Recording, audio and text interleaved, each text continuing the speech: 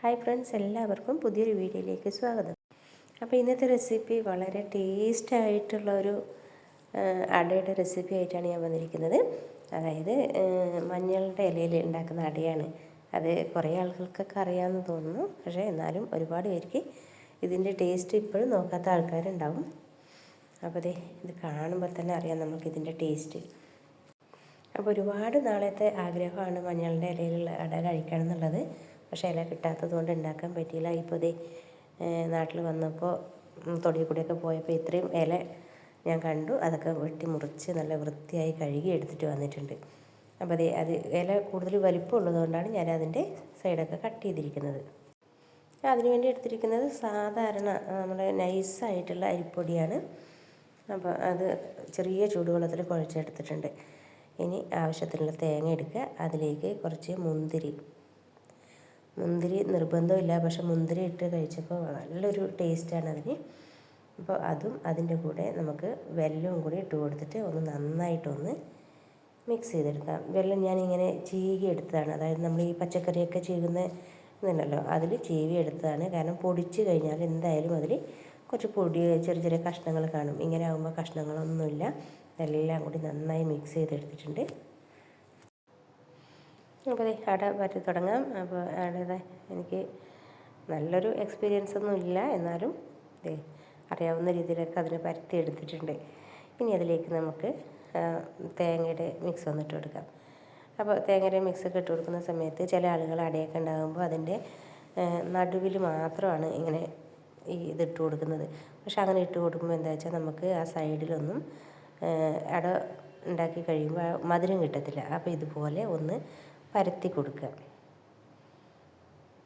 അപ്പോൾ ഇനി ഇത് മടക്കേണ്ടത് ആ സൈഡിലുള്ളതൊക്കെ ഒന്ന് അകത്തേക്കാക്കി കൊടുത്തിട്ട് ഇതുപോലെ നീളത്തിൽ വേണം ഇത് മടക്കിയെടുക്കാൻ വേണ്ടിയിട്ട്. മടക്കിയതിന് ശേഷം അതിൻ്റെ സൈഡൊക്കെ ഇങ്ങനെ ഒന്ന് പ്രസ് ചെയ്ത് കൊടുക്കണം. നമ്മൾ സാധാരണ അടയൊക്കെ ഉണ്ടാക്കുമ്പോൾ തന്നെയാണ്. പുറത്തേക്ക് വന്ന് ഇതൊക്കെ ഒന്ന് എടുത്തിട്ട് മാറ്റി കൊടുക്കാം.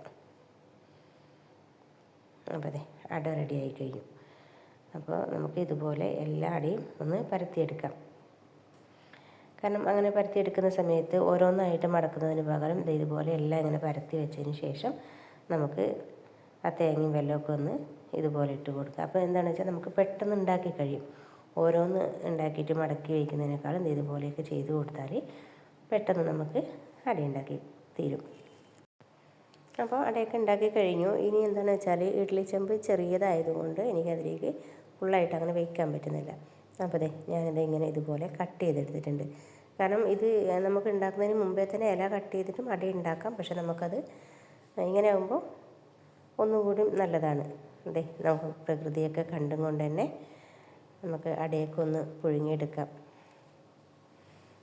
അട ഇത് വെച്ച് കൊടുക്കുന്ന സമയത്ത് അത് ഇതുപോലെ വെച്ച് കൊടുക്കണം. അതായത് നമ്മൾ പരത്തിയിട്ടുള്ള അടച്ച് നമ്മൾ കവർ ചെയ്ത ഭാഗമുണ്ടല്ലോ, അത് ഒന്ന് മേളിലേക്കാക്കി വെക്കണം. അല്ലാന്നുണ്ടെങ്കിൽ ആ വെല്ലമൊക്കെ തിളച്ച് വരുന്ന സമയത്ത് അതിൻ്റെ സൈഡിൽ കൂടെയൊക്കെ വെള്ളത്തിൻ്റെ വെള്ളമൊക്കെ ഇറങ്ങി വരും. അപ്പോൾ ഇങ്ങനെ വെച്ച് കഴിഞ്ഞാൽ കണ്ടില്ലേ, ഇതുപോലെ ഇനി നമുക്കൊന്ന് വേവിച്ചെടുക്കാം.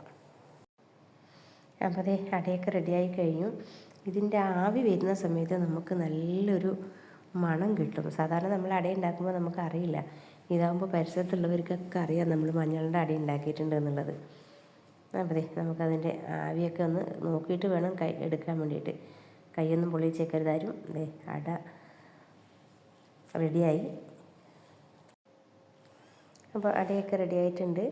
അപ്പോൾ നിങ്ങൾ ഇതുപോലെ മഞ്ഞളുടെ ഇലയിൽ അട ഉണ്ടാക്കിയിട്ടില്ലെങ്കിൽ ഇതൊന്ന് ഉണ്ടാക്കി നോക്കണം.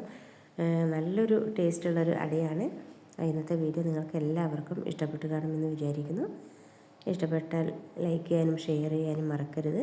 നിങ്ങൾ ആദ്യമായിട്ടാണ് ഈ വീഡിയോ കാണുന്നതെങ്കിൽ ഒന്ന് സബ്സ്ക്രൈബും കൂടി ചെയ്തേക്കണേ.